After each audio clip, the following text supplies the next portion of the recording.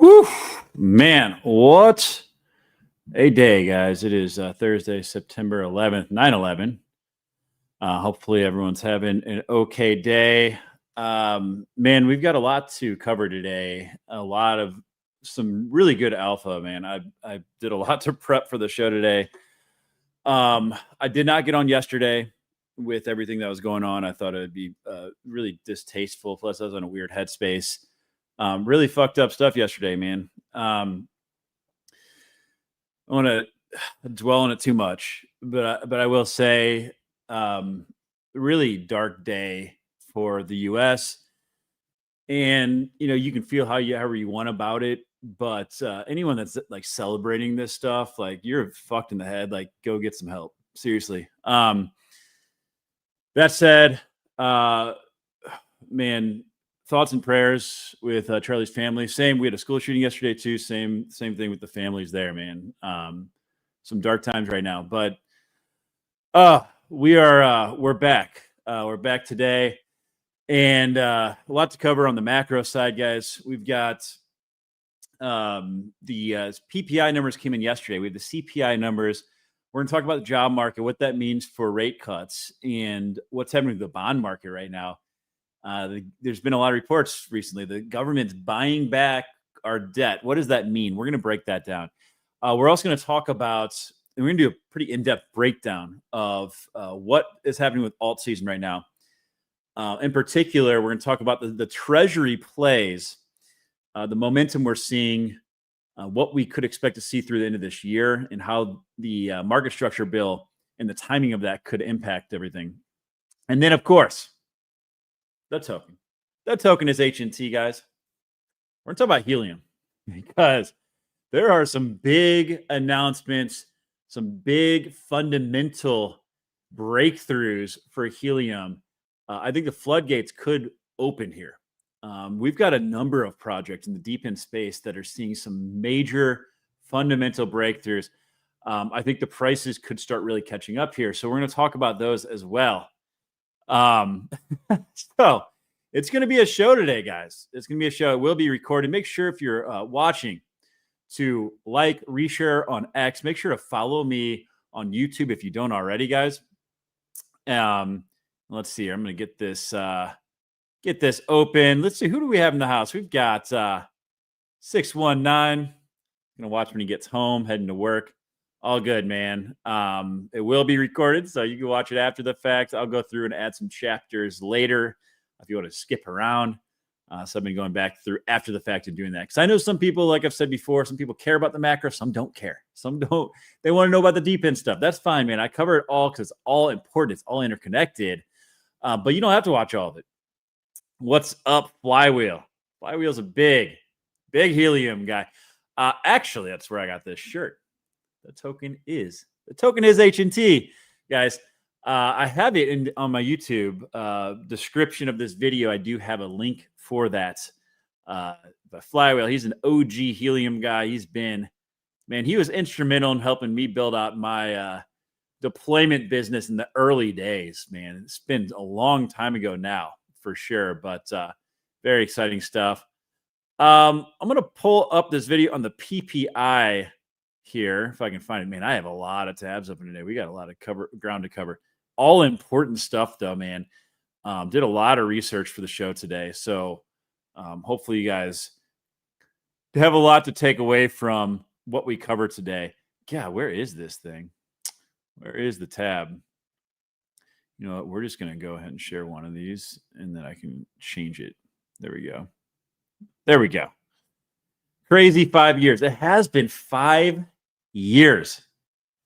But you know how things move so quickly in crypto and in deep end especially? Like, it feels like 20 years. It really does, because we're here every day. There's so much that's changing. You look back to like 4 years ago, 3 years, I guess it's 3 years ago with FTX, man.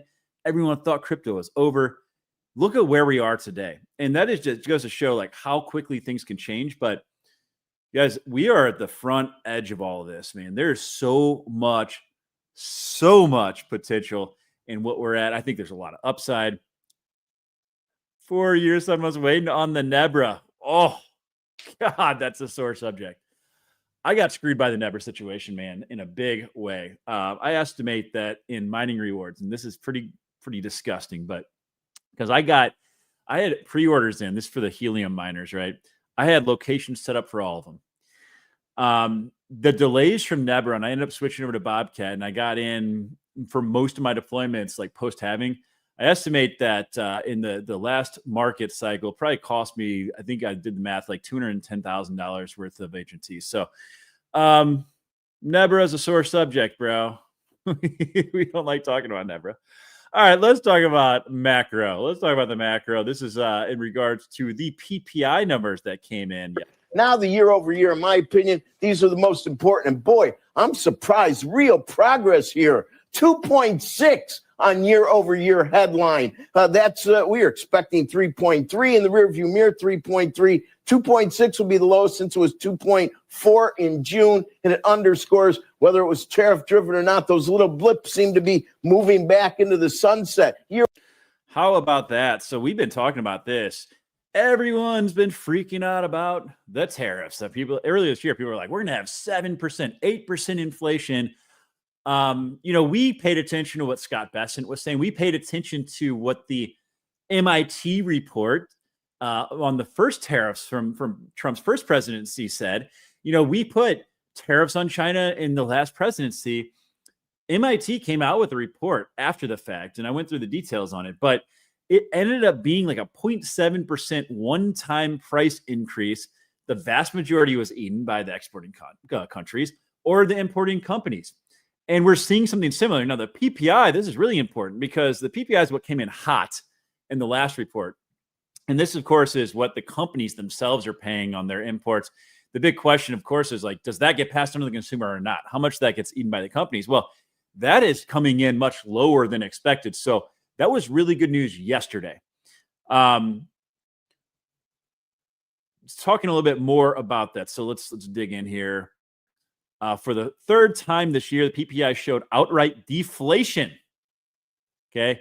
Of course, the PPI is a very important metric because that is what kind of front ends the CPI in some cases, depending on how much gets passed on. Of course, we have Trump, who did not wait at all to take to Truth Social to let Powell know that he was too late and is a disaster. So we've seen this a lot. And then it said that stocks rose slightly and treasury yields moved only modestly lower. The PPI is not generally considered a high profile or well understood metric. Okay, so the CPI, CPI, we've been talking about this, and we have the numbers now, by the way. So that is what they said will carry more weight. And that was the big deal, right? What are the CPI, the actual inflation numbers to consumers? What is that going to look like? Well, we have those numbers now. We talked about it on Monday. The expectation was that we would see 2.9% on an annual basis. And that is exactly what we saw. Okay, so 2.9%.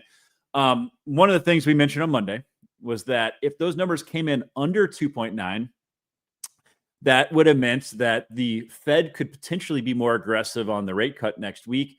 Maybe we'd see a 50-point basis cut. 2.9, that kind of confirms what we expected, and likely a quarter point cut. If it had come in hot above 2.9, I think we would have seen a big sell-off in the markets today, because that would have complicated things for the Fed, who, of course, they have a dual mandate. They're balancing the job market and price stability. So this gives them the room they need, the green light they need to cut rates. And of course, yesterday, we looked at 2 days ago, we looked at the expectations. The overwhelming was, in the lead was 2.9. There was some optimism we would see it come in lower, but again, we confirmed what was expected. And that is why we haven't seen huge moves. We've seen some pumping in the markets for sure, especially in the deep end stuff, man. But again, it basically confirmed what we were expecting. And if you see now, as we were saying before, had we seen that number come in at like 2.8 or 2.7% under expectations, that would have been the Fed that could be a little bit more aggressive. I think we would have seen this 50-point likelihood for next week in the session climb. We're seeing quite the opposite, because again, we confirmed 2.9, which what was expected. So I think the Fed in this case is going to say, hey, inflation isn't going down yet. It's not coming in super hot. The job market's weakening. We can afford to cut once. And that is what we're seeing in the betting odds, at least, is that unless something unforeseen happens in the next few days, over the next week, that should be what we expect. If we look at the meeting in the upcoming schedules for the FOMC, they meet 8 times a year. That next meeting is September 16th and 17th, guys. So about a week from now is when we can expect that first rate cut. So how will the markets react to that? It's hard to say. The markets are certainly pumping ahead of it. Could it be a buy the rumor, sell the news event? I think a lot of that depends on how the market's looking at the job market. And that's something we need to be really paying close attention to. And I want to dig through some of those details, because a rate cut doesn't necessarily mean that we're going to just see upward price action from now till the end of the year, guys. And I stated this about a month back. Like, I wouldn't be surprised. I'm not saying it's going to happen, but I wouldn't be surprised if the rate cut does actually result in a little bit of a sell-off, and then we see, markets really rebound and pump through into and through Q4. We're going to talk more about the timing of that in the crypto section. But let's talk about the unemployment, because that's something that's being largely overshadowed at the moment, something we need to really dig into. Some numbers that came out today. Obviously, the CPI has been stealing the show, but we have the weekly unemployment compensation filings, seasonally adjusted, at 263,000 for the last week. That was higher than the estimate of 235,000. That's a pretty big difference, guys. Up 27,000 from the prior period's revised figures. So the job market is not only weakening, but it's weakening pretty quickly. And it seems like it's exponentially getting worse. And the other thing we need to remember here, guys, we had the 911,000 revised jobs downward. That means that for the last year, the Fed has been making decisions on bad data. So, if they reduce by a quarter point, are they too late? And that's the big concern here, is that they are too late. Because, again, the economy is a big ship. You can't just lower rates and steer the ship the other direction. It takes time. And I think that is why we need to really be paying attention to the job figures that come in. That's the one thing that really could spoil the party for us in Q4, is if the market continues to weaken and continues to do so, at an exponential rate. That could be really, really bad for the stock market, for crypto. And if we dig into the numbers, unemployment came in at 4.3% in the last report. But you really need to dig in a little bit further to understand what's happening in the job market. Because 4.3%, that doesn't include the people that are not working full-time jobs because they got laid off and are working multiple part-time jobs. It also doesn't include the amount of people that have become discouraged, that have been looking for work for so long that they've just kind of stopped looking for the moment. Those people aren't included into that figure, okay? And we start looking at some of these, part-time workers right now. Look at this shit, man. This is because people aren't able to find full-time work. That's not a good sign when you have people that are just working multiple part-time jobs to make ends meet. That is not strength in the economy, okay? And we see this too in multiple job holders. So these are people that are working multiple jobs to make ends meet. Not a good sign, guys. There's another figure that we can look at. It's called the U6 unemployment rate. It says that this includes discouraged workers and those working part-time for economic reasons. As you see, we are seeing this really start to escalate. And this is weakness, major weakness in the economy, in the job market, that's not showing in the unemployment number, that headline number that everyone looks at, right? You dig in, you start to see that things are not as rosy as you might think. And that is obviously something we need to really pay close attention to. What do the upcoming job reports look like? Because the Fed can cut rates all they want. If the job market is continuing to weaken, and you see then consumer spending is going to weaken, and that hits the underlying fundamentals of all these companies, we could see a sell-off. Okay. We've seen this in the past, where going into recessions, the Fed started to cut rates. That ended up being, in some cases, the top of the market. Obviously, we saw rate cuts last year. I'm not saying that that's the case here, but I do think that we need to be aware of the risks, and the job market is still a big risk. All that said, what can we expect as far as rate cuts looking forward? Well, Wells Fargo said that they expect 5 rate cuts through mid 2026. So they said 25 basis points in each of the next 3 meetings. Of course, that's next week. Then we have one at the end of October, and then the last one in December. That would be in line with what we saw last year. We actually saw a 150 basis point cut in that time frame, so a full point last year. They're expecting 75 basis points by the end of this year, and then another one in March and June. And one of the things I want to bring up is the timing of that, because, guys, Jerome Powell is out in May. Okay. Who do you think Trump's going to put in to that position? Someone that's likely going to be cutting rates aggressively. If I were to guess, I could be wrong here. Obviously, to see what happens with inflation if they cut, too much, right? But I think the timing here is very interesting. If we see 5 rate cuts between now and next June, and then we have a new FOMC or new Fed chair in place, we could see like crazy cuts.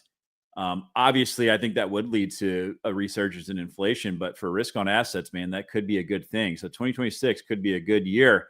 Of course, we have to avoid this recession, and the job market has been showing weakness. As we've been talking about this for the last year, and I'm talking to like my friends, about it, and they're like, "Oh, well, the job market's as strong as it's ever been. Have you seen the numbers?" I'm like, "Yeah, I've seen the numbers they're showing.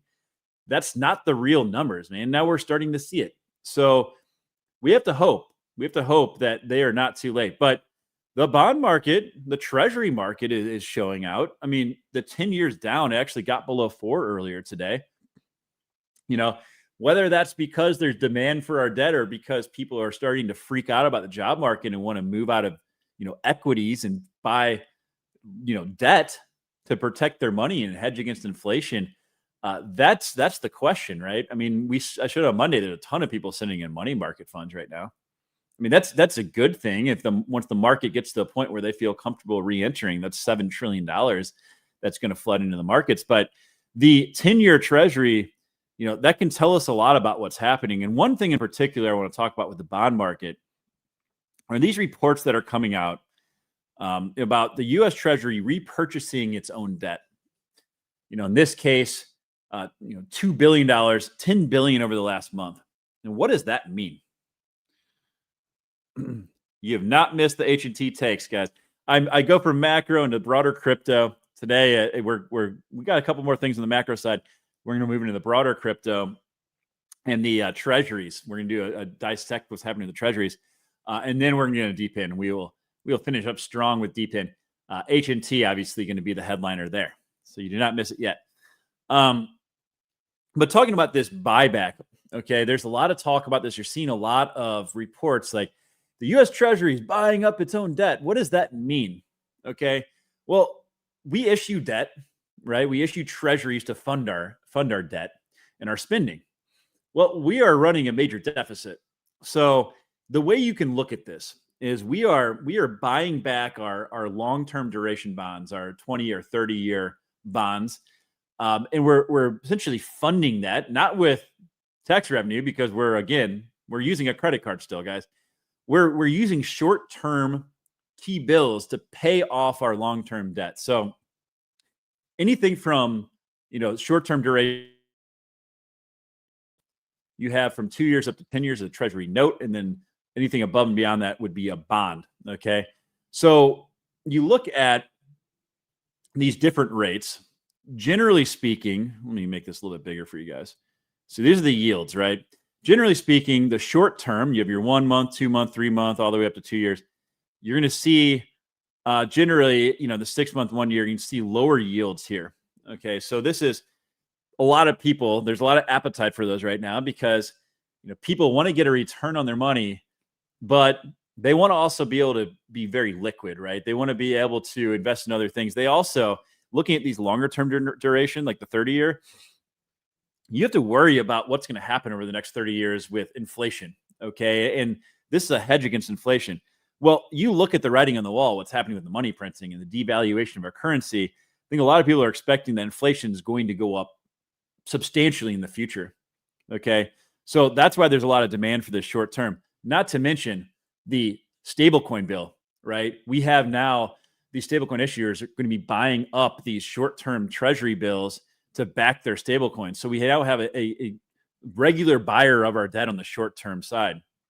So what we're doing right now, you have these 30, these 20, these 10-year bonds out in the market.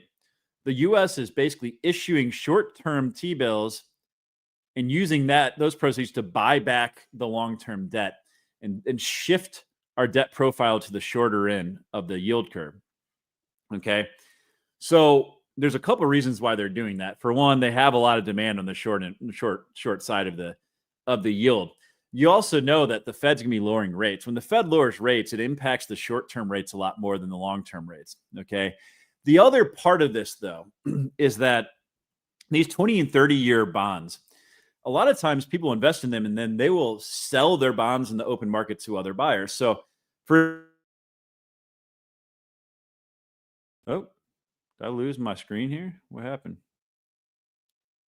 Let me add that back to the stage. There we go. So a lot of times what you'll see is, let's say you bought a 30-year yield bond today at 4.65% yield, and they lower rates a bunch in the coming months, and the yield then comes down. Okay, so let's say in 2 months that's 4.2% to buy a newly issued bond. Well, someone that wanted to buy a 30-year bond, they could go and get a newly issued one at 4.2%, or they could turn to you and say, hey, I want to buy your bond in the open market. You get 4.6% on yours. I'm willing to pay you a premium. So the value of your bond increases, right? That needs liquidity, right? They need to have regular buyers in these long-term duration bonds. And right now we're seeing that the demand is waning. So part of the reason why the US is buying back this long-term debt is to renew confidence in the long-term duration bond market. Okay. So, for people that are investing in these, they want to know that there's going to be liquidity, there's going to be buyers there, knowing now, hey, the US is going to step in and provide liquidity, provide buyers for these long-term bonds. I feel a lot more confident buying them. So that is why we're seeing, this situation take place where, hey, the US Treasury is repurchasing, its own debt. Yeah, they're just issuing short-term debt to buy long-term debt to renew confidence and reinstill confidence in the long term. Also knowing that we have regular buyers in the short end. Okay. That's all that's taking place there. It's like taking a, interest-free credit card to pay off your mortgage, essentially, is what they're doing.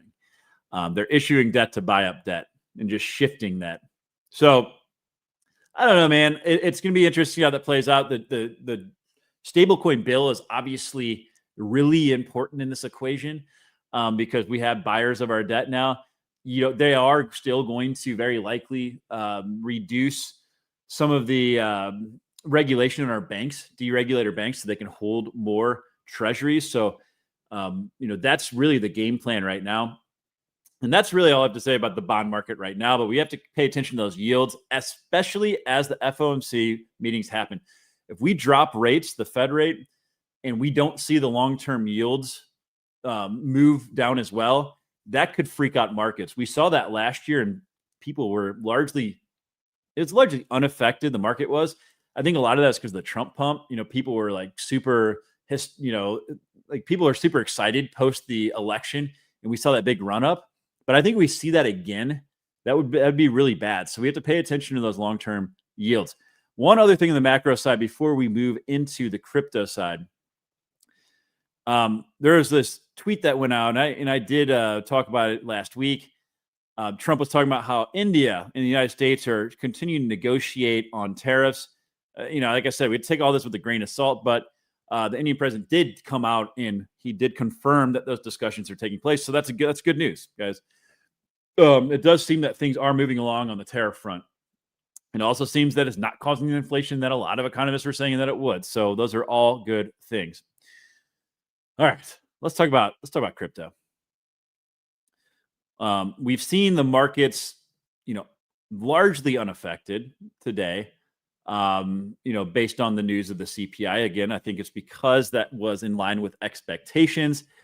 We are still seeing Bitcoin hover around 114,506. So not too shabby, guys. But the Bitcoin dominance, this is something to talk about because, we saw it up at 65%, throughout a lot of the summer. And we have just now seen altcoins, especially with ETH running, earlier this summer, leading up to that Genius bill, the Stablecoin Act. We've seen Bitcoin dominance fall. Of course, this is a percentage of Bitcoin versus the entire crypto market cap. That bodes well for alt season. In fact, we are seeing that alt season indicators are on the rise. So the index here at 73. The last time we saw this, guys, was back in December. That was when things peaked for alts, right? We saw the same thing in early 2024 when we saw that big run up in spring of 2024. So we are certainly seeing the money flow into alts. That's a great sign. You also have stablecoin inflows. So people are loading up on stablecoins, getting ready to invest in the markets. That's great news as well. 6.2 billion in inflows, the biggest so far of this year. So that's huge. That's just a few days ago on Binance. That's Binance alone, 6.2 billion. Wow. So are they going to jump on? Are they going to buy ahead of the FOMC? Are they going to wait to see, like, as things happen after the FOMC? Will we see a little bit of a washout before things rebound? The big news here, in my opinion, you don't have to time it perfectly, but money is coming in and being sidelined, getting ready to move into the markets. Like, that's the big story there, in my opinion. Then we look at the others, which is your altcoin market cap, looking pretty similar to what we saw in 2017. Will we see the same type of move? I think we could, but I think it's really, really important to understand the differences between this market cycle and others. This one has been very institutionally driven. And that's the big thing I want to talk about before we get into deep in is the institutional money flow. Follow the institutional money. What has really caused the flows that we've seen to this point? And there's always been two catalysts so far for all these different asset classes. It started with Bitcoin. You've got the spot ETFs. Okay, so that's the mechanism for institutional money to flow into these assets. Number two is you have some type of regulatory event that adds fuel to the fire. We saw it with Bitcoin. Spot ETFs got approved. Then you saw the strategic Bitcoin reserve, right? So those are the two catalysts. And leading up to that, we saw all the huge amount of buying taking place. Saw the Bitcoin ETFs flow. We saw the treasury companies flow as well. The next was Ethereum, right? So we had the spot ETFs on Ethereum. So we had the ease for institutional money to flow in. Then we had the stablecoin bill, the Genius Act, take place. And that was a huge catalyst for Ethereum. And of course, we saw a front running of that bill take place. Okay. And that's really important because when we look at the next flow of capital, I think the timeline is going to be important here, guys. So the stablecoin bill, we already had the spot ETFs approved before the stablecoin bill, so it allowed institutions to very easily front run. We're seeing something a little different with Solana. Okay, and I think these are the two catalysts. We have all the spot ETFs, applications are in.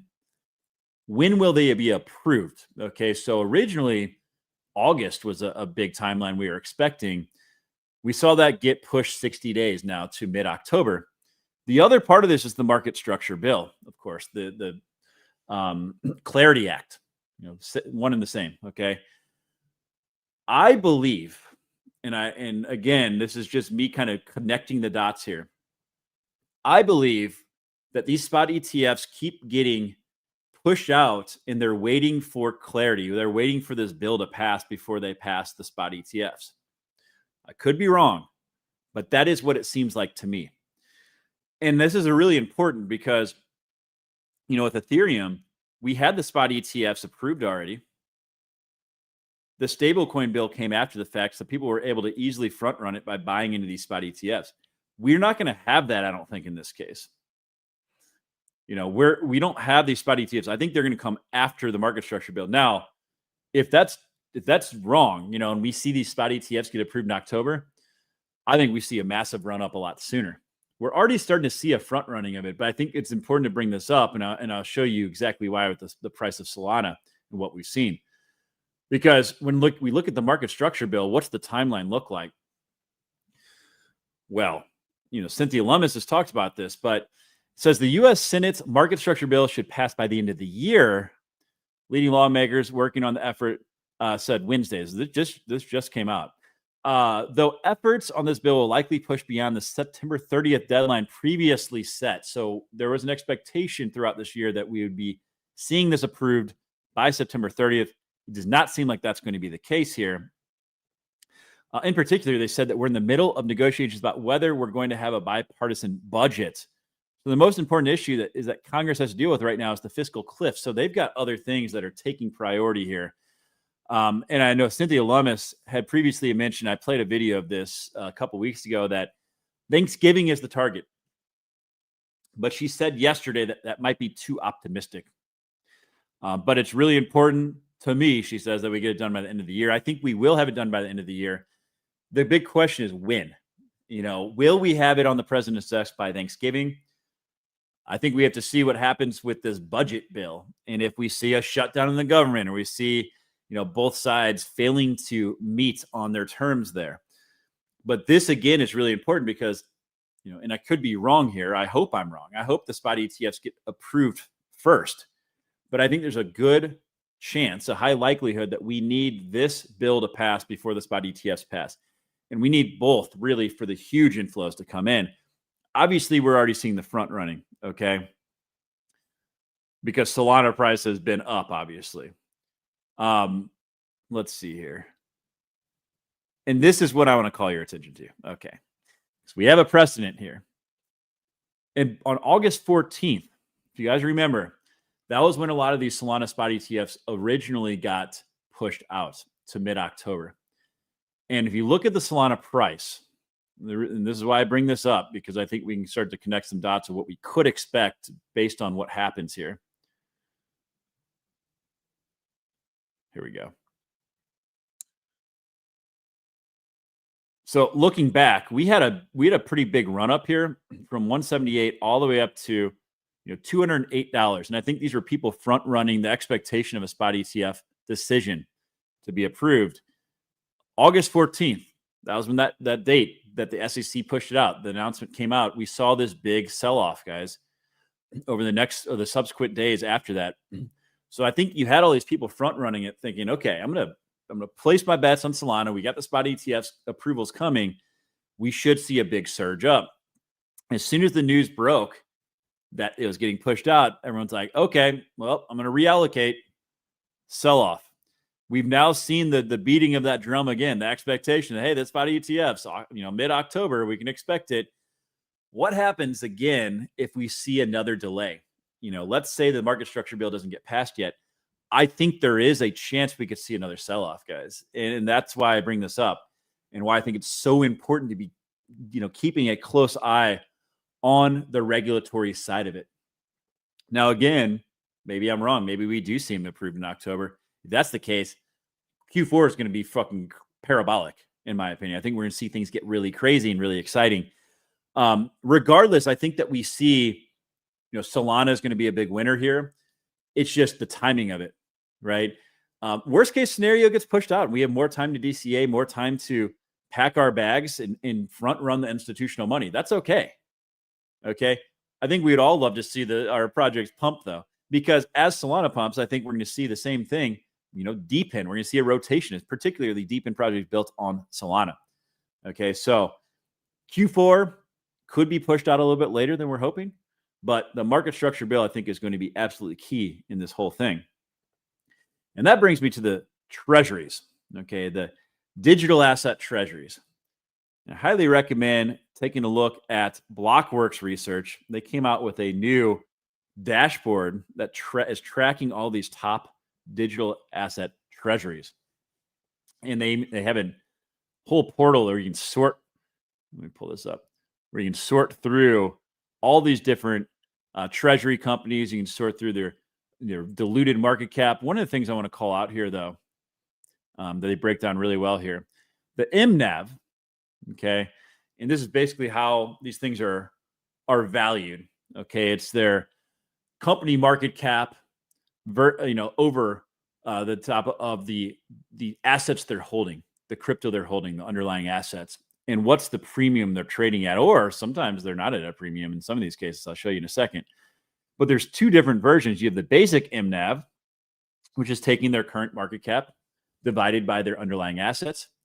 Then you have the fully diluted MNAV. And I think this is really important because a lot of these companies are issuing shares in order to raise capital to buy the underlying assets. So this is kind of like a further out look of, okay, what's the dilution look like in the valuation based on that dilution? Okay. So you look at some of these. I'm going by the value of their underlying assets. Obviously, you have a bunch of Bitcoin, a bunch of Ethereum. The ones I really want to pay attention to are Solana, though. So you look at some of these, and in particular, you look at the fully diluted MNAV. Man, it's gonna be hard to show you guys and blow this up and be able to track across. But the ones I want to call attention to are, here we go. UpXE, who we've been talking about a lot, their basic MNAV is super under, which in other words, their market value, their current market cap is worth less than the Solana they're holding. So they're trading not at a premium, okay? But when you look at the future issuance of their stock, they still are at a premium of 1.2, 1.22 on the fully diluted MNAV. Okay, one of the other ones to look at here, Sharps Technology, STSS. This one's been running a bit. This one currently, right? If you look at their MNAV today, it's about in line, 1-to-1. There's no premium. But when you look at the issuance that's coming, they're going to be diluting the shit out of this one. Okay, so I would expect that any major pumps, as we see this dilution take place and the stock issuance, the share issuance take place, you could expect a potential sell-off there. So I might avoid that one. I did have a position in it, still have a position. I did sell some of that though after reviewing these numbers. DeFi Development Group's another one. Currently, actually not at a premium at all. It's actually at a discount here at 0.96. But looking at the future issuance, again, you have 1.4. So that is still a premium. So we can look at some of these other ones, and maybe determine which ones are undervalued.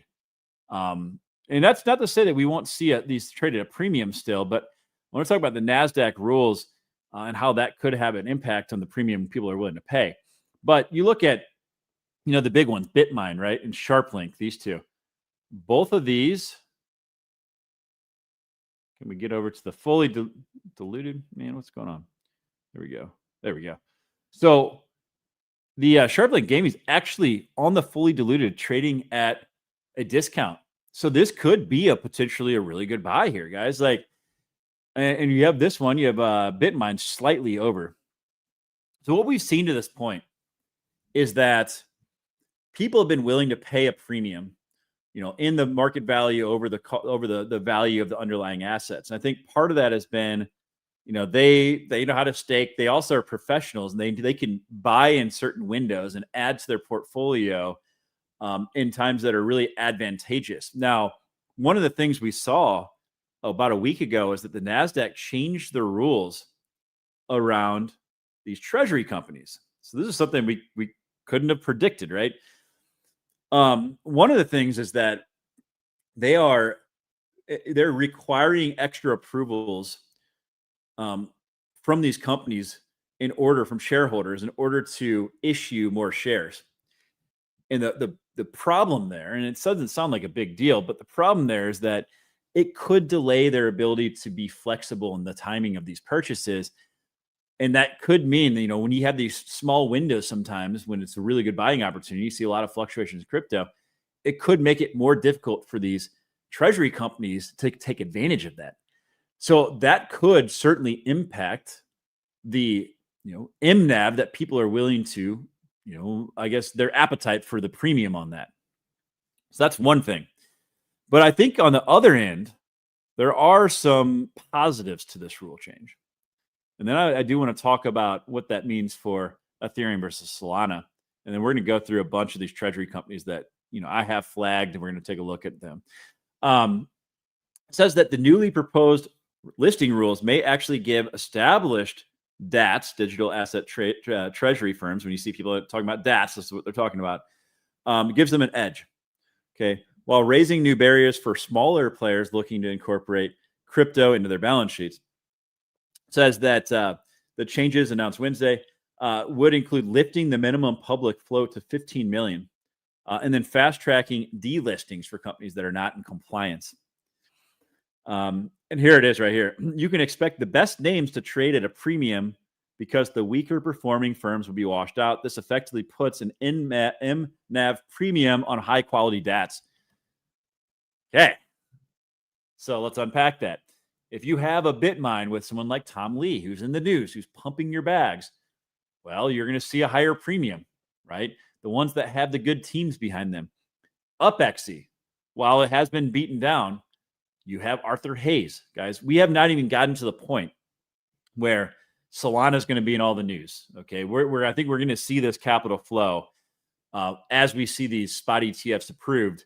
Solana is going to be the talk of the town, and you better believe we're going to see Arthur Hayes out there pumping Solana.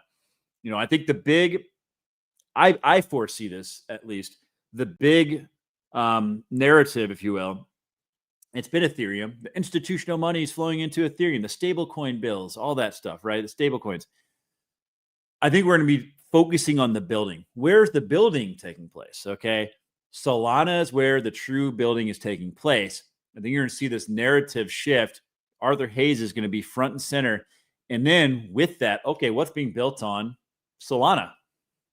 Well, DePin's there. We've already seen, NASDAQ Talks bringing the likes of Helium, Hive Mapper, and Render on their show. I think we're going to see this renewed interest around the regulatory catalysts, around where things are building. Solana ecosystem, in my opinion, is going to freaking explode, guys. And we're already seeing it. But before we talk about that, let's just touch on Ether real quick, because I don't think Ethereum is done, guys. I think we still have room to run there as well. So I want to bring up those two treasury plays.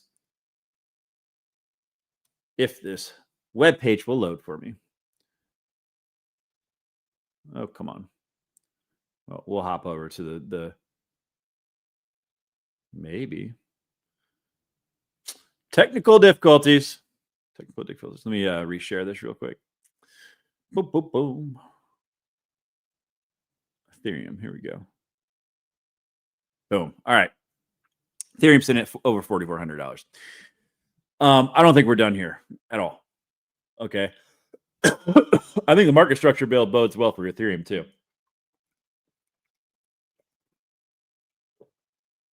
But I think we already know Ethereum is not a security. We know Bitcoin's not. I think it's going to give clarity on the rest of those assets. I think that's why the spot ETFs are being held off on for now. But it will certainly be a catalyst for Ethereum still. So I think we have room to run here. When you look at,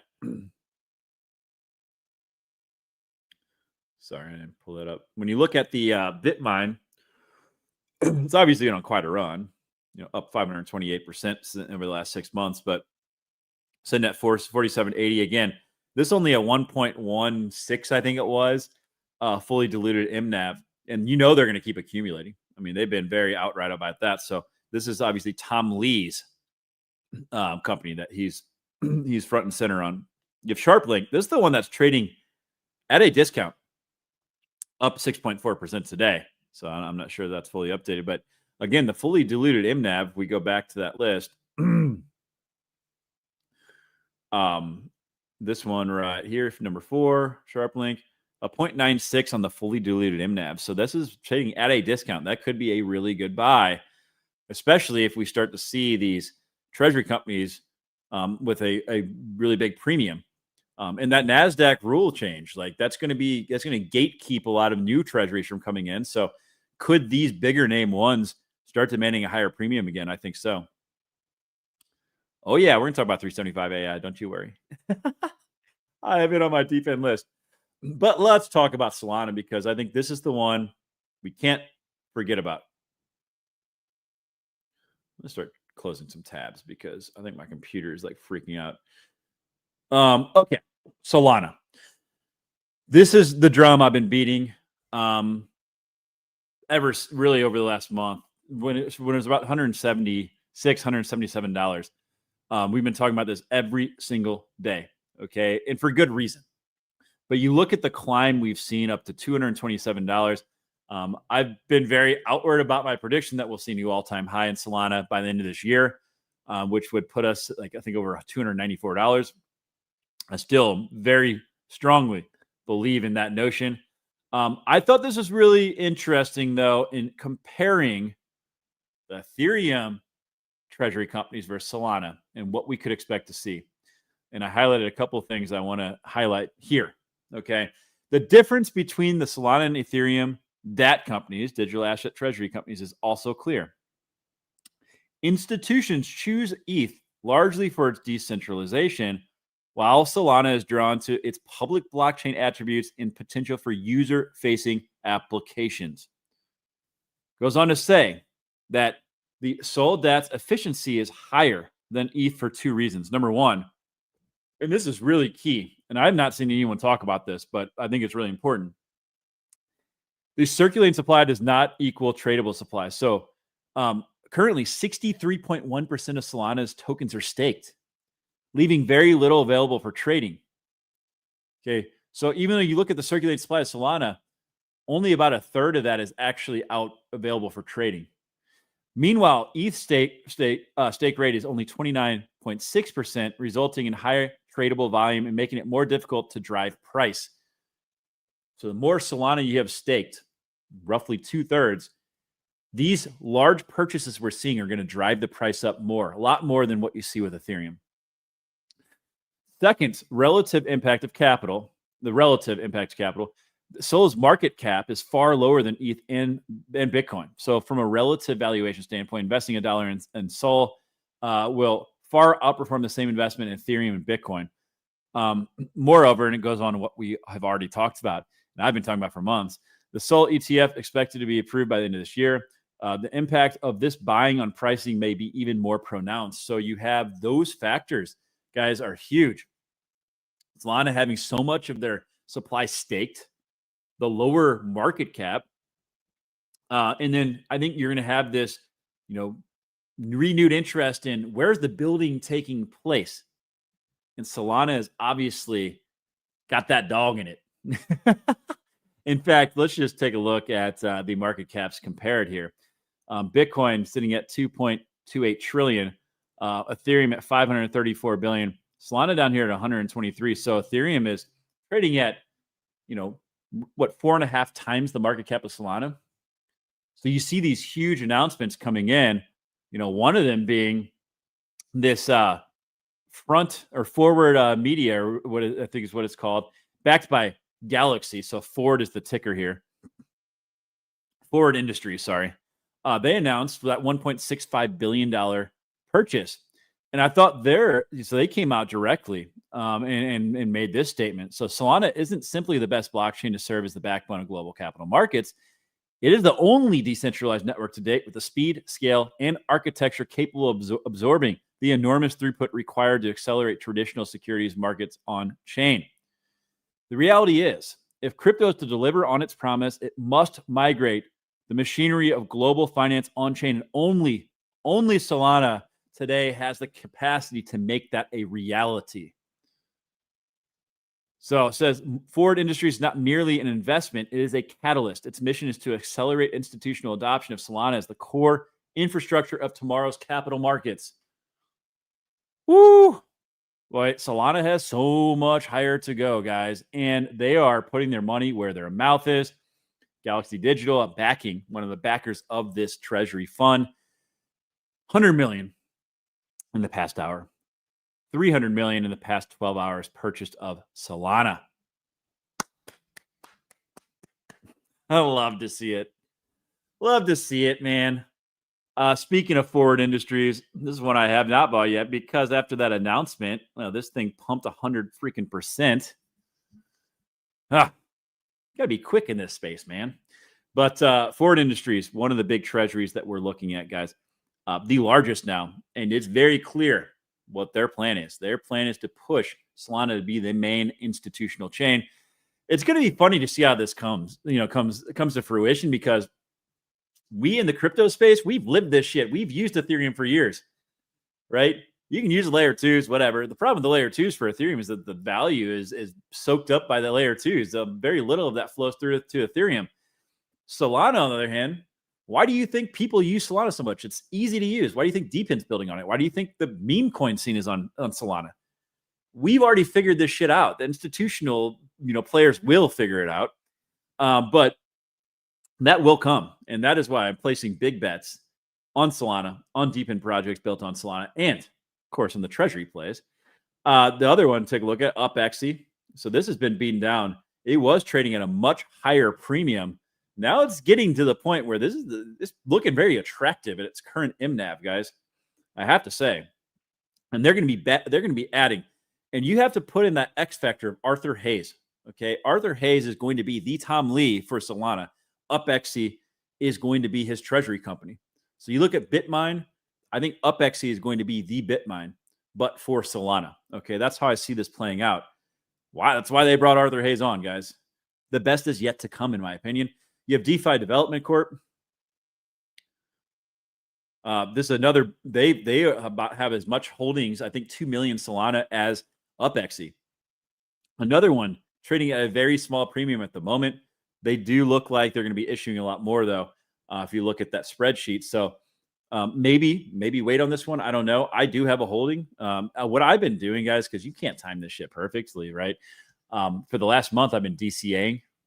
I wish I'd started a couple weeks after the fact, after the NASDAQ news came out, because that pushed these prices down quite a bit. But continuing DCA, we don't know. Could the FOMC meeting cause a huge surge in markets? Sure. It could be a sell the news event as well, but I still remain very optimistic, looking a little bit further out with the catalyst coming. I think Solana's going to be a big, big winner. This is one at this point. We saw a big pump up yesterday on pre-market trading and then a big sell-off. Actually, that's today. This is one, if you look at that, fully diluted MNAV, it does not look so attractive, guys. Now maybe they haven't made all the purchases, but looking at that spreadsheet, now that we have more complete information, you look at this Sharps Technology STSS. Yeah, I believe this NAV is already reflecting all the purchases they're going to make at $442 million worth of Solana. Their dilution is going to be massive, 3.29. That is not very attractive to me. So I will hold off on re-entering that position myself. Of course, you have to do what's best for you guys. Okay.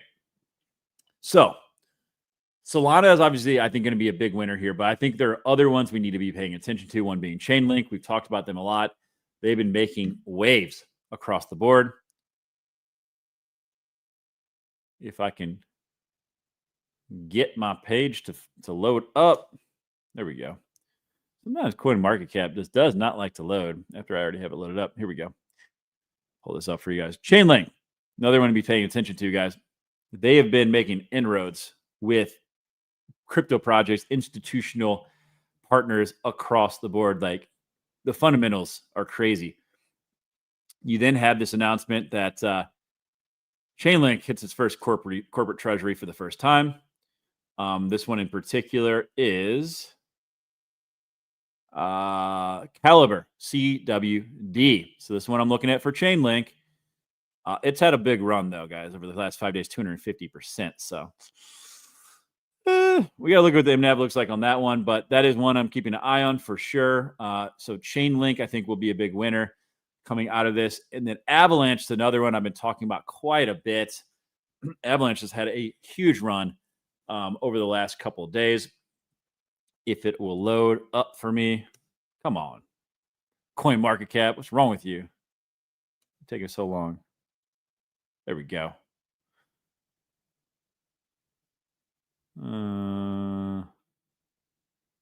Okay. We're gonna stop sharing and reshare because this is getting crazy. Here we go. Avalanche up just in the last 7 days, 19%. Guys, Avalanche has a long way to run, in my opinion, as well. I think we're going to see a lot of institutional adoption in Avalanche. We see a lot of gaming projects building on Avalanche.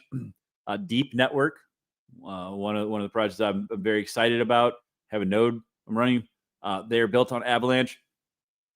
And we had this big news drop today. We got to pay very close attention to this.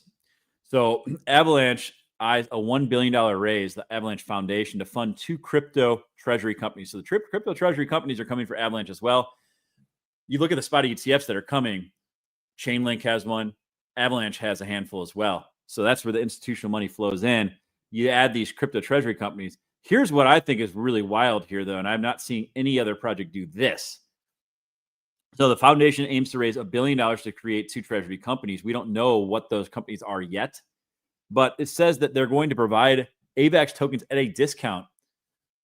So in other words, these treasury companies, if they're getting access, they're getting these AVAX tokens at a discount, they're going to be trading at an MNAV premium like instantly. Okay. So their underlying assets that they're purchasing are going to be worth far more than they're buying them for. So they can actually raise, they can issue shares, they can raise debt, and already have a huge advantage there. Why they would do that, I don't know. But it does say that they're in talks to raise up to $500 million through a private equity investment in an unidentified NASDAQ listed company. So we got to do some digging here. If we can get ahead of that, and we know they're going to be getting AVAX tokens at a discount, that's the easiest fucking purchase in the world. The question is, who is it? I'm going to dig into this Hive Mind Capital a little bit to see if we can uncover something there. But the aim is to be completed by the end of this month. So we don't have a lot of time to front run this. People on the inside know, whatever this NASDAQ company is, but we got to figure out who it is. Look who it is. Yeah. What's up, Will? And Will's a big AVAX guy. Will, I'm saying that AVAX is going to be forming 2 treasury companies with an unidentified NASDAQ listed company. We don't know who it is, but they're going to get AVAX tokens at a discount. So, man, we gotta hop on that, guys. We gotta hop on that. I'm gonna go down a rabbit hole in my free time, what little free time I freaking have, but I'm gonna try to figure out who that is. All right, that'd be some alpha if we can figure it out. Dogecoin is the next one. Remove, reshare. There we go. Sitting at 25 cents. This is another one, guys. We have spot ETF Dogecoin spot ETFs coming in coordination, I assume, with the market structure bill. There's going to be treasury companies, though. We've got a couple of them. I covered them recently. Number one being Clean Core. That's one that was recently announced. This thing really only up 6% so far. If we see a big run on Doge, you better believe these treasury companies are going to pop off. So Clean Core is one. The other one that I've been keeping an eye on, I've been covering a lot for the last month, is BitOrigin or BTOG. That one's up 30% in the last 5 days. Man. Crazy stuff. Dogecoin treasury companies, Doge spot ETFs. If someone had told us that like 2 years ago, it'd be like, I'd laugh at them. I would have laughed at them. I'd be like, okay. What a world. What a world. The last one I want to cover, because again, more spot ETFs. Follow the spot ETFs, okay? And the approvals of those, that's where the money is going to flow. So we have the mechanism for the institutional money to flow, and then you've got the spot. Then you have the market structure bill, of course, sitting at $3. Okay, so nothing crazy. Nice run, 7% in the last 7 days. But a couple treasury companies here. Weebus, they're a big XRP up and coming treasury company for XRP, up 8% in the last month. They got some pretty big holdings of XRP. And then the other one I want to call out is Trident Digital Tech Holdings, up 10% in the last month. Again, all of these guys, we get the spot ETFs and the market structure bill. That's going to be a catalyst for all of these. I think Solana is going to be the big winner, but I think these are all plays. Okay, and it'd be fun to go back and look at what happens with these treasury plays as we move further into Q4. That's what I got for the treasury side of things, the broader crypto markets. We went through the macro. We covered some serious stuff today. Let's talk deep in. The token is HNT. The token is HNT. How are you guys feeling about helium these days? You guys excited? I hope everyone bought when I put out that D-Pin update video the third week of June. It ended up somehow being the bottom. It seems. It would seem. Knock on wood. Let's hope that's the freaking bottom. These things have pumped, man. A lot of these have pumped since I put that video out. Hopefully, y'all bought some of that stuff, man, because helium is showing out. There's a couple of big reasons for that. I think we could have a long way to go on the upside there. Let's take a look at the crypto bubbles on the D-Pin side of things. So, we got IONET's pumping. We had Nasana. Is Nasana not in here? Nasana's got to be in here, right? Where the heck is Nasana? Why is that not in here? Where are you at, Nasana? Add you. Yeah. Is it not there? Oh, there it is. Was it there already? I was just like blind. 22.7% on the day. Earlier this week, we broke down all the GPU projects. Was that last week? Yeah, I broke down why I think the GPU projects are going to do so well in D-Pin. In fact, probably lead the sector. Nasana having a great day. HNT, massive day. Let's talk about it. For one, the first D-Pin project that's net deflationary. We've been talking about it for months. It is here. It's arrived. It's happening. Of course, they made the change that, the Helium mobile revenue 100% would go to token burns. This is massive, though, guys. I mean, we are burning more HNT than what's being issued. This is the first one to do it. The flywheel effect in real motion. And we were wondering, I was wondering, why is the token price not going up? Like, what is happening here? Well, as it turns out, Amir came out with Helium. Announced this, I think it was last night. Apparently, there's an early investor that was creating a huge sell wall on Coinbase. I guess some of these angel investors, VC funds tend to close out their positions. That's what's happening here. But it looks like they've agreed to terms to buy the remaining 5.7 million HNT. So you do some math there, but like $13-14 million, something in that range. From one of our early investors, they had been actively selling via Coinbase for the last couple of months. So there's this massive sell wall sitting there, and we couldn't break through, and that's why. Well, that has been removed. So they're also going to be more transparent about building a more transparent mechanism for bringing off-chain revenue to HNT via buybacks. So that's great. And they're shelving any plans or discussions to dilute the supply and merge equity and tokens. So that's great news. At least one other big thing coming that I'm not supposed to leak. Okay, what could that be? That's exciting. Well, what have we seen? We have seen Helium rebound quite nicely. I think the market likes it, guys. What do you think? Woo! Love to see that. Guys, the fundamentals, we've been talking about this so much. The fundamentals have been shining. The price just hasn't been there. There's been this big disconnect. And it's funny because in the past, it's been quite the opposite. It's like, the fundamentals aren't really there. The token price has been hype driven. Now we are seeing the opposite.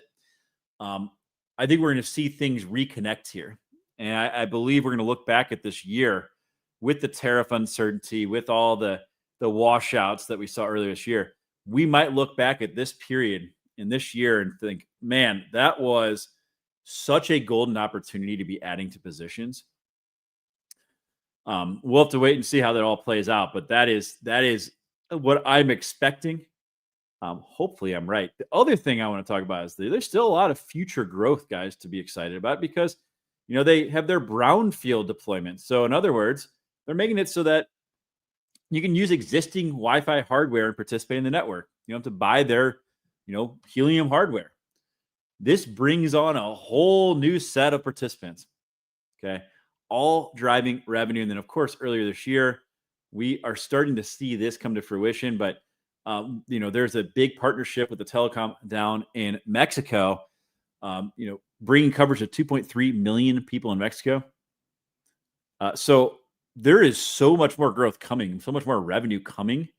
We've removed this massive seller from the equation. We're net deflationary. I mean, can't say it enough. Tokens HNT, baby.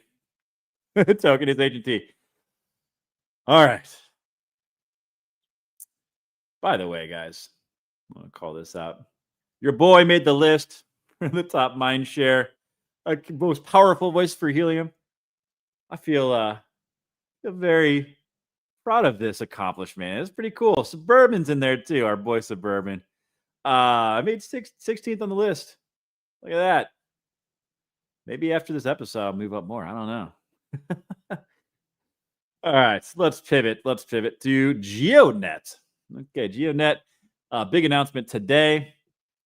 Talking about the official launch of a migration bonus program. So, guys, they are making Solana their main chain. Big news all around. They have a direct integration with the Seeker phone. They said that Solana is where they want to move all their liquidity to. They're looking to get exchange listings. The fact that the fundamentals for GeoNet are freaking absurd, absolutely absurd. No big centralized exchange listings. That's the only thing that's been holding it back, y'all. This move to Solana is going to be instrumental in that taking place. So, what are the details here with this new announcement? If you're holding GOD tokens on Polygon, you're going to be incentivized to move it over to Solana. This starts on September 15th, runs through October 14th. There's going to be a bonus up to 4 million GOD tokens. Up to 0.4% of the supply would be allocated from the ecosystem pool to reward early migration. So if you want to move your tokens over, guys, the way this works, you do it between September 15th to October 14th. You will get part of this bonus. And it will be distributed to your Solana wallet that you move your tokens over to. So I will certainly be doing that. I have a lot of GOD tokens on Polygon. I'll be moving over to Solana to take full advantage of that bonus. Pretty exciting stuff there. GeoNet is if you watched some of my prior videos, it is my deep in project of the year. Mike Horden is freaking, that dude's incredible, man. He is running a tight ship and they are executing. Let's look at their burn tokens. I got to look at holders. Sorry, it's in the wrong slot here. You can go to Polygon Scan and see how many tokens they burn very easily, by the way, by looking at the GOD token. Now the number 8 wallet. It's this dead wallet right here. This is where the token burns go to. Over 2% of their total supply has been burned out of supply forever. That's all from revenue, guys. So utility. GOD having a nice little bounce back here at 17 cents. Up, what is that on the week here? 11.9% on the week, 6.6% on the day. Let's pump that higher, baby. I think once we get the migration of Solana, we see the money flow back into DeepN. GeoNet is an obvious choice. Get some centralized exchange listings. Let's go. How about Rover? Rover's tied to GeoNet. They're shipping their new flagship model. Talk about another project that's executing, man. They had pre-orders open. They announced they'd be shipping in September, and they're freaking doing it. This project's going to be big, man. They are integrated with GeoNet. So what they're doing, for people that don't know, they have this LiDAR unit that goes on top of your car. They're creating HD maps, 3D maps of different roadways, different cities. They have GeoNet baked into the hardware. So not only are they collecting the data, but they can get very precise location of that data they collect. It's going to be very instrumental in training autonomous vehicle models. So this data is going to be incredibly valuable. And of course, they have direct ties to GeoNet, so that can only bode well for them. The other thing, and I mentioned this the other day, they recently had their rewards wallet compromised. Fortunately, it was only about $20,000, but this did cause a big sell-off in their token. You can see this big sell-off, like this red candle here. I've already purchased more tokens. I'm planning on taking further advantage of that sell-off because that was a one-time outlier event, sometimes those pose the best opportunities, guys. And the fundamentals of this project are strong, and they are executing. They're shipping more devices out. It's only going to increase the value of the data they're collecting. Massive news there. All right, 375 AI for you people that love 375 AI. I am a huge believer in this project. If you haven't watched my interview with Harry Dewhurst, check that shit out. It's on my YouTube channel. 150 million vehicles observed. So what they're doing is they have these devices they're setting up, 6 cameras on billboards across the country. They've got NVIDIA chips that are processing that data at the edge. They're able to identify vehicle types, how many people are in vehicles, license plates, etc. Obviously, very valuable data, especially when you consider the fact that only 20%. I didn't mean to go to max screen there. Only 20% of retail is done online. I thought that was pretty wild. So this is going to be a very, very, in my opinion, successful project. They have the EAT token coming out. They haven't had their token launch yet, but it's going to happen this quarter. Pay attention to this project. Also, if you get a chance, go look at Harry Dewhurst's work history. That shit will blow you away, man. This guy knows what he's doing. And keep an eye on this. The EAT token, it will eat. Okay, it will definitely eat. Let's see what else we got here. We've got Arweave. Haven't talked about Arweave in a minute. My number one storage play, permanent storage. We've got a lot of blockchains permanently storing their data. He said Harry Dewhurst. Get out of here, man. He was just on a space with with William and I. He's been on my space as well. But yeah, check Harry out. Arweave, though, man, on the climb. This is another one that you look back to the last market cycle when the fundamentals were not nearly as strong. This thing got all the way up to $85. The market cap got up to $3.18 billion. That is, what is that? 5x, 6x, somewhere in that range. If we get back to those levels, fundamentals are stronger than they've ever been. They've got AO built on top of it as well. But let's talk about, we'll look at AO, and then we're going to talk about REO. AO is a supercomputer built on top of the permanent storage infrastructure on Arweave, sitting at 31.28 million. Guys, the amount of usage this thing is getting is freaking crazy. You look at the fundamentals on these things, man. It is actually crazy, and the price just is not reflecting it yet, I should say. But how about REO?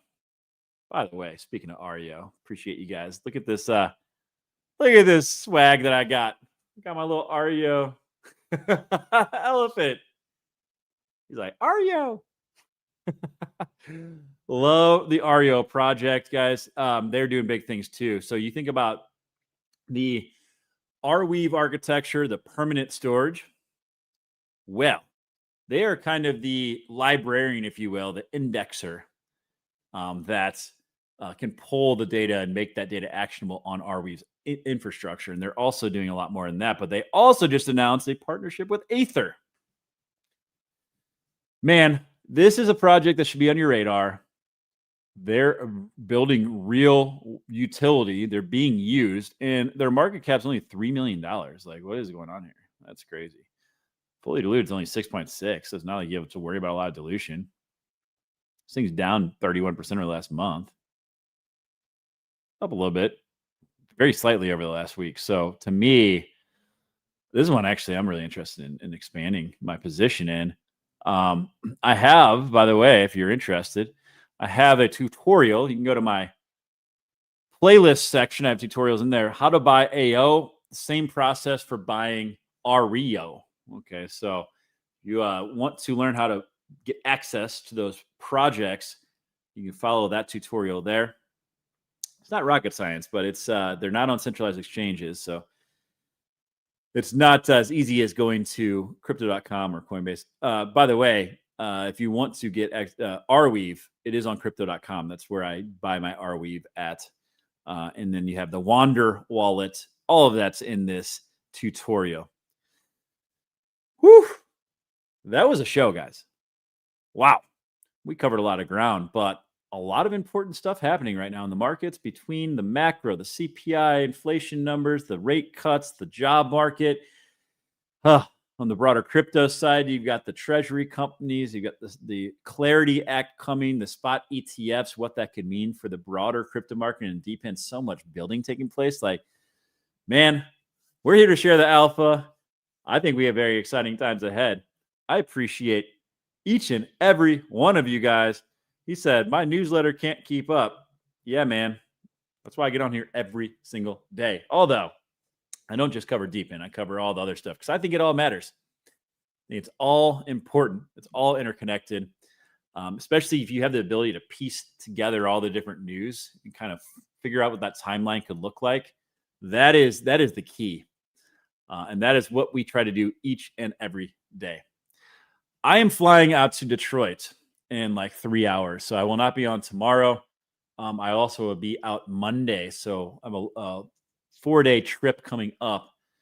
We will be back at it on Tuesday, so we will cover anything that we miss in the interim. I obviously will be actively posting on X for any big things that take place, but y'all, appreciate every single one of you guys. Make sure, again, like, retweet. You definitely subscribe to my YouTube channel if you haven't already. And with that said, you all have a fantastic day. Keep your head up. I know things have been a little bit rough over the last 24 hours, especially, man. It's been tough for sure. But keep your head up. Try to stay optimistic as much as you can. I will see you all next week. Peace.